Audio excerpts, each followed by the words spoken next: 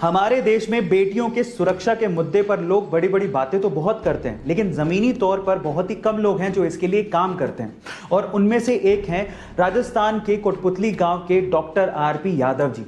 Doctor RP Yadav ji को जब पता लगा कि उनके गांव की बेटियों के पास कॉलेज जाने के लिए कोई पब्लिक ट्रांसपोर्टेशन नहीं है और जब वो पैदल ही निकल पड़ती हैं तो उन्हें रास्ते में छेड़छाड़ का सामना करना पड़ता है, तो डॉक्टर साहब ने ये देखकर अपनी जिंदगी भर की जमा पूंजी अपने पीएफ अकाउंट से निकाली। लगभग 19 लाख रुपए में उन्होंने एक बस खरीदी और 2016 में स्वतंत्रता दिवस पर अपनी बेटियों को एक बस गिफ्ट की और आज वही बस उन बेटियों को कॉलेज तक फ्री में छोड़ने के काम आती है।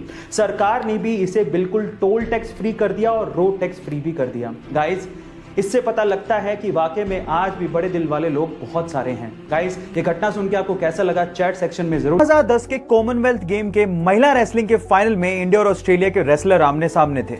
इसके पहले तक भारत में रेसलिंग को पुरुष प्रधान गेम माना जाता था, क्योंकि इसके पहले तक किसी भी महिला ने कॉमनवेल्थ जैसे गेम में कोई मेडल जीता तक नहीं था। लेकिन उस दिन के बाद यह सोच और भारत का इतिहास दोनों बदलने वाला था, क्योंकि हरियाणा जैसा स्टेट जहां पर महिलाओं को इतना रेसलिंग के लिए प्रमोट नहीं किया जाता, वहां से निकलकर उस लड़की ने ना सिर्फ फाइनल में जगह बनाई बल्कि ऑस्ट्रेलिया की एमिली को 0-1-0-7 से एक तरफा मुकाबले में हराकर कॉमनवेल्थ के इतिहास में गोल्ड मेडल जीतने वाली पहली भारतीय महिला बनी।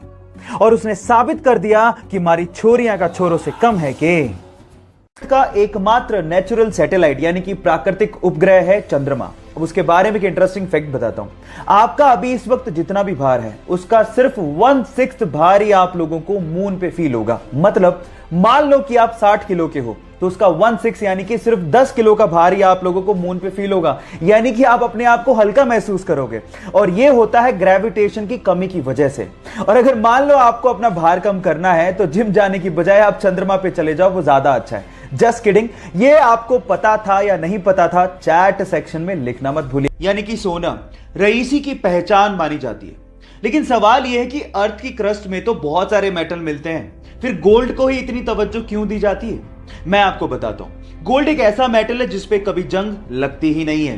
एक्चुअली जब भी कोई मेटल ऑक्सीजन और मॉइस्चर के कांटेक्ट में आता है तो उस पे जंग लगनी शुरू हो जाती है, जैसे कि लोहे का ब्राउन हो जाना, चांदी का काली हो जाना, कॉपर का ग्रीन हो जाना। ये सब कोरोजन यानी कि जंग लगने की वजह से ही होता है। लेकिन गोल्ड एक अनरिएक्टिव मेटल है जो ऑक्सीजन और मॉइस्चर के साथ रिएक्ट करता ही नहीं है। इसीलिए अर्थ की क्रस्ट से जब सोने को निकाला जाता है तो उसे प्रोसेस करने तक की जरूरत नहीं पड़ती, क्योंकि वो प्योर फॉर्म में ही पाया जाता है।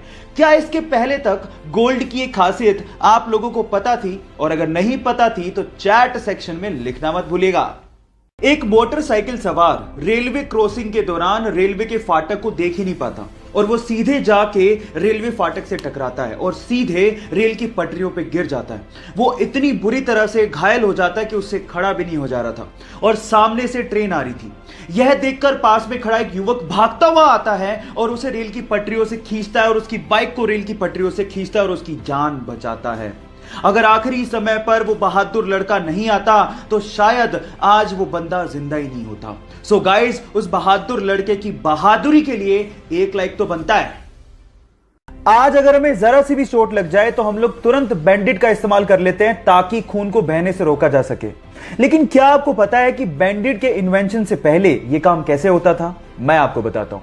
पुराने जमाने में खून के थक्के को जमाने के लिए या फिर खून के बहाव को रोकने के लिए मकड़ी के जाले का इस्तेमाल होता था। जी हां गाइस, क्योंकि मकड़ी के जाले में विटामिन के होता है तो वो खून के थक्के को जमाने में मदद करती है। क्या आपको इसके पहले से यह फैक्ट पता था? और अगर नहीं पता था तो चैट सेक्शन में लिखना मत भूलिएगा।